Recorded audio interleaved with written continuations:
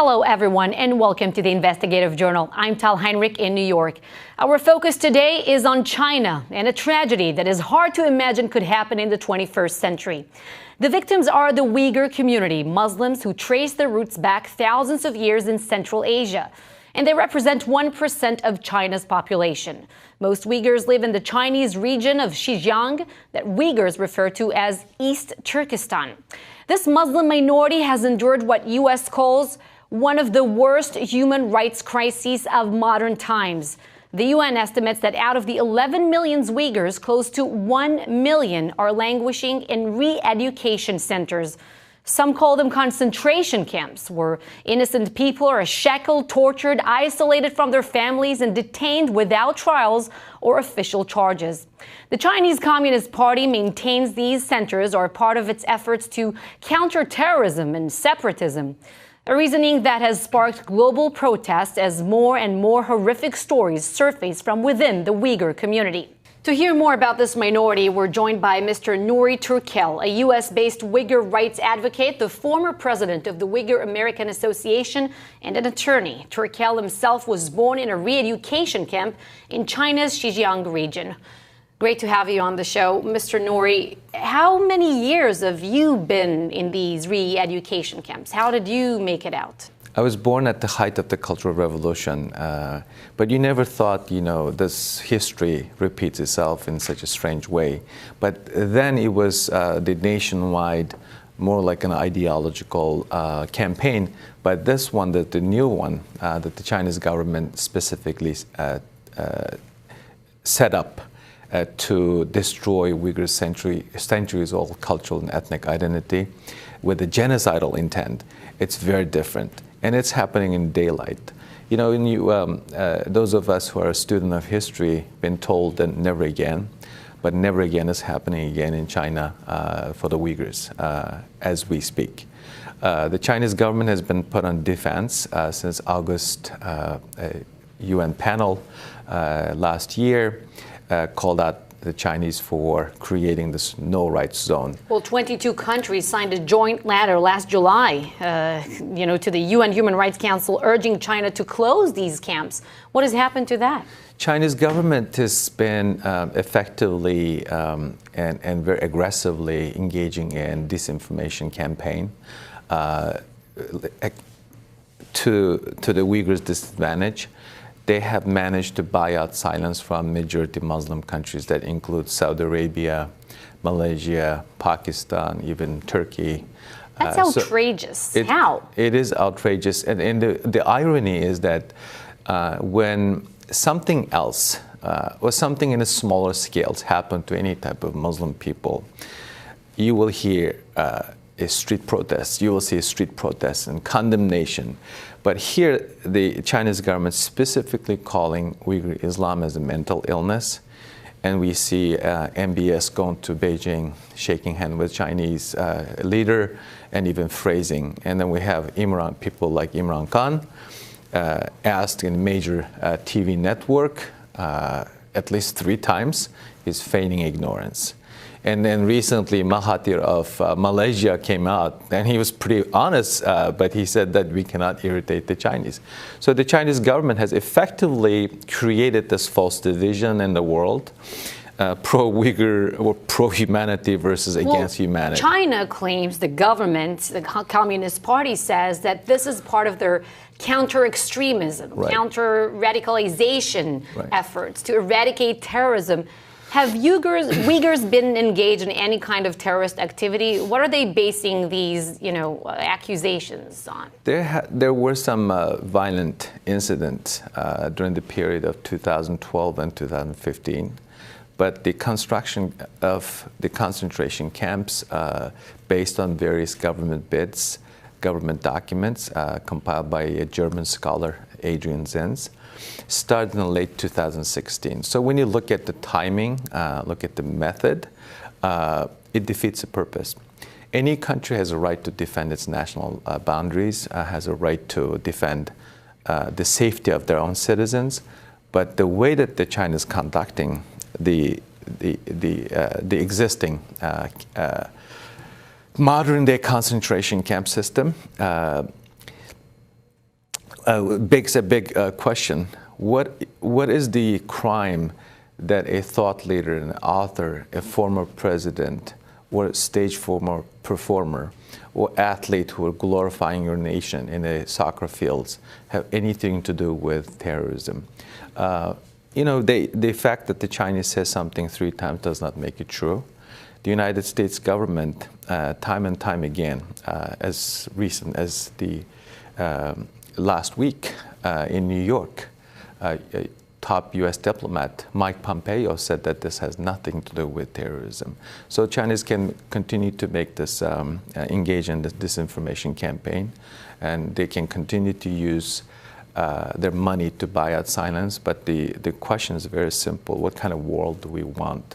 What do we tell the next generation, that we saw something terrible happening and we did nothing? And why certain crimes are overlooked by the international community when they take place in Chinese territory, right, and not in other places around the world? Well, I want to go back to the testimonies that we read. According to some accounts, detainees were forced to study communist propaganda. You mentioned it.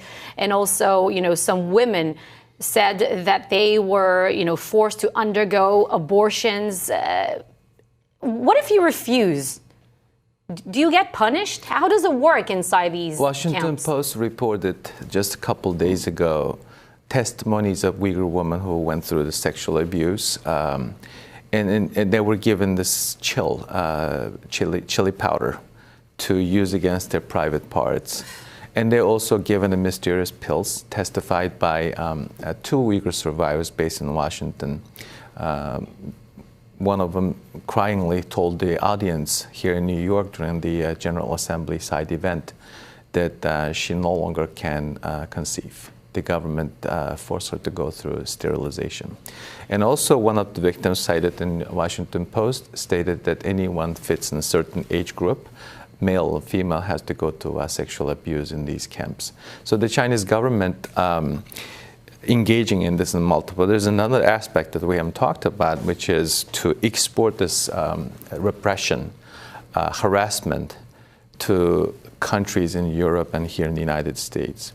When you go to Uyghur-related events, you see only a handful of Uyghur people even showing up in public events because they're afraid of being noticed by the Chinese government. And speaking out, maybe the Chinese government can track them. And and they have been, my organization profiled individuals who have been directly harassed by the Chinese government, even some instances asked to spy for the Chinese government to monitor Uyghur community. So they've been extremely aggressive in diplomatic fronts. They've been very aggressive, harassing the Uyghur communities around the world on top of what they've been doing. And it's just disheartening that it is so sad that the scale and scope of the repression, this cultural genocide, as some experts call, is so serious. But because of world's relationship with China, people decide to look the other way. Even some countries, they experienced the fascism, Holocaust, and know firsthand how stories end when a government regime targets a specific ethnic or religious minority. And yet, European societies are dead silent. At least the United States government has been spearheading much of the diplomatic efforts. Well, Mr. Nouri, the repression that you describe, let's assume one can really withstand this kind of, vicious treatment. Is there a final exam or graduation process? How do you get out of these camps? How does it work? The Chinese government claims that detainees eventually assimilate, back to society. So how does it work? Last week, the United States Customs and Border Control detained some goods and products arrived to the United States from that part of the world. The suspicion is that these products were produced in labor camps. Those labor camps were previously concentration camps. So what are they doing with the people? They built crematoria around the camps.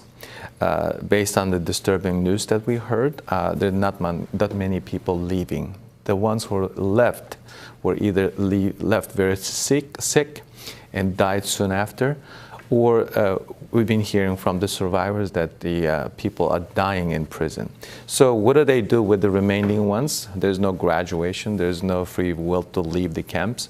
Based on one of the Uyghur experts by European descent recently said that they're transferring the Uyghur detainees into forced camps. And speaking of transfer, you know, the Chinese government had denied these camps existed since they began using them in 2014 until October 2018. That's when it officially legalized these camps. Now, in September, a drone footage emerged showing police leading hundreds of blindfolded and shackled Uyghur men from a train in what is believed to be a transfer of inmates in Xinjiang.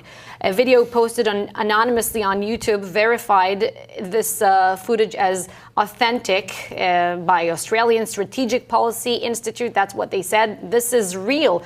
Did you pick up on any reaction by the Chinese government on this video? When I saw it, I had two thoughts. One, on the back of the prison uniform, I saw the name of my ancestral hometown, Kashgar.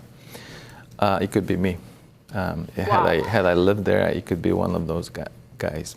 And then two, we've been telling the world since last year that they need to be mindful about the Chinese government's intent when they bring people to visit those Potemkin villages, showing happy faces, you know, some empty camps claiming that we let people go. It verified that they're not letting people go, but they're transferring a Uyghur individuals within a certain age group to inland Chinese prisons. This particular video, disturbing video that you're referring to, counted about 600 individuals. They look all young people. On top of these atrocities we've been discussing, there's also forced organ harvesting. Recently, during a panel discussion at the influential think tank that I took part, one of the panelists said that the wait time for organ transplant have shortened significantly. So, and we recently saw a promotional video produced by the Chinese government in Arabic for this organ transplant hospital in Beijing. A UK-based scholar have done research and written books about this topic. So I don't know where to begin and how to end this conversation. These are people who are alive, detainees in these camps, and the government is simply using their organs. Organs, yeah, for profit, for... Is there any kind of, way to fight this by the international medical community, let's say, or certain medical institutions maybe banning organs originating from China? This, it's past time for action. This has to be a collaborated effort by the governments, societies, scientific communities, and the business communities. Everybody's implicated in this business. When you look around the world, especially security cameras, there's a company called Hikvision that makes 1/3 of the world's security cameras. That is a Chinese camera company. And when you look around, they've been, even some pension funds in the United States here in New York State and California have been investing in this company. We have a scientist at Yale University helped the Chinese government with DNA sequencer. We have professors still going to China. So it has to be a shared effort on all different fields, according to what you're saying, in an international effort. We need bigger boat to handle the Chinese pressure in order to minimize a potential retaliation.